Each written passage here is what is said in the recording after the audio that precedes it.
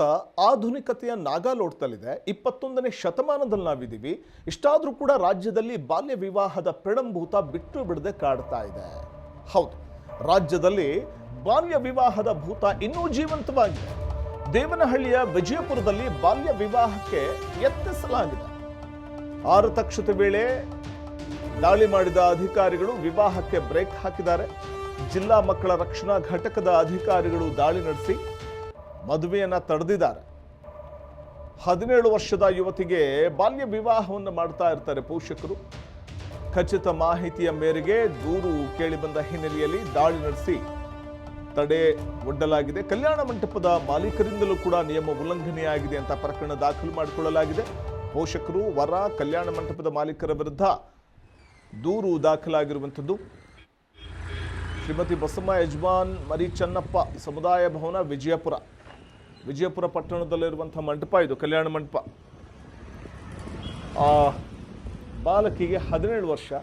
ಕಾನೂನೇ ಇದೆ, ಹೆಣ್ಮಕ್ಳು 18 ವರ್ಷ ಮೇಲ್ಪಟ್ಟಿರಬೇಕು ವಿವಾಹವಾಗಬೇಕು ಅಂತಂದರೆ ಅಂತ. ಹೀಗಿರುವಾಗ ಕೇವಲ ಆ ಬಾಲಕಿಗೆ 17 ವರ್ಷಕ್ಕೆ ವಿವಾಹಕ್ಕೆ ಏರ್ಪಾಟು ಮಾಡಿದ್ದಂಥ ಪೋಷಕರ ವಿರುದ್ಧ ಕೂಡ ಈಗ ಕ್ರಮವನ್ನು ಜರುಗಿಸುವುದಕ್ಕೆ ಪೊಲೀಸ್ ಇಲಾಖೆ ಮುಂದಾಗ್ತಾ ಇದೆ. ಮತ್ತು ವರನ ಕಡೆಯವರ ಮೇಲೂ ಕೂಡ ಕೇಸ್ ದಾಖಲಾಗಿದೆ. ಇನ್ನು ಕಲ್ಯಾಣ ಮಂಟಪದ ಮಾಲೀಕರ ಮೇಲೂ ಕೂಡ ಕೇಸ್ ದಾಖಲಾಗಿರುವಂಥದ್ದು. ಜಿಲ್ಲಾ ಮಕ್ಕಳ ರಕ್ಷಣಾ ಘಟಕದ ಅಧಿಕಾರಿಗಳು ಸಕಾಲಕ್ಕೆ ದಾಳಿ ನಡೆಸಿ ತಡೆ ಒಡ್ಡಿದ್ದಾರೆ. ಅಂದರೆ ಅಪ್ರಾಪ್ತ ಹೆಣ್ಣು ಮಕ್ಕಳನ್ನು ಪೋಷಕರು ಮದುವೆ ಮಾಡಿಸುವಂಥ ಒಂದು ಪ್ರಕ್ರಿಯೆಗೆ ಮುಂದಾದರೆ ಅದು ಸಿಂಧು ಆಗೋದಿಲ್ಲ, ಅದು ಮದುವೆ ಅಂತ ಅನಿಸ್ಕೊಳ್ಳೋದೇ ಇಲ್ಲ.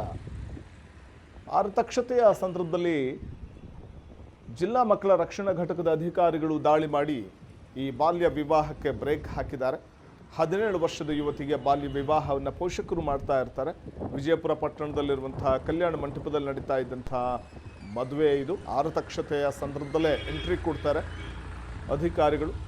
ಖಚಿತ ಮಾಹಿತಿ ಮೇರೆಗೆ ದೂರು ಬಂದ ಹಿನ್ನೆಲೆಯಲ್ಲಿ ದಾಳಿ ನಡೆಸಿ ಕೊನೆಗೂ ಈ ವಿವಾಹಕ್ಕೆ ತಡೆ ಒಡ್ಡಿದ್ದಾರೆ.